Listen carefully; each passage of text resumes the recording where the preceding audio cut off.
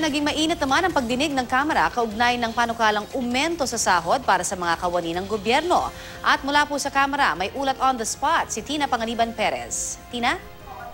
Connie, sa House Committee on Appropriations na pagdinig ngayong umaga, nagbanggaan ng Department of Budget and Management at ang ACT Party List sa issue ng dadag sahod para sa mga taga-gobyerno.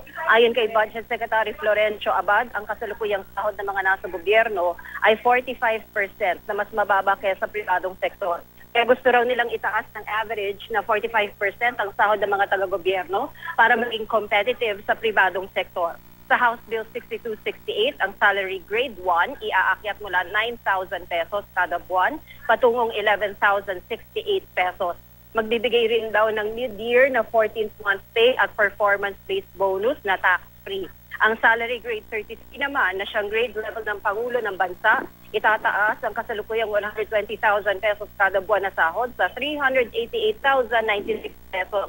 Puna ni ACT Party List Representative Antonio Tino, 233.41% ang dagdag sahod ng Pangulo, habang ang teacher halimbawa na sumasahod daw ng 18,549 kada buwan ay bibigyan ng 20,754 kada buwan o 11.89% lang ang dagdag.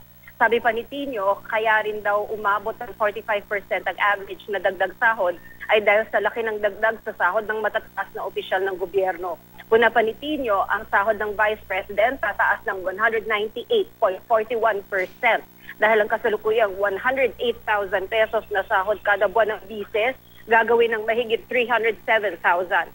Pero sabi ni Abad, mali ang computation ni Tino dahil dapat daw kasama ang performance-based bonus na aabot daw ng 8%. Salag naman ni Tino, tama ang computation niya dahil ang pinag-uusapan daw rito ay dagdag sa basic na sahod.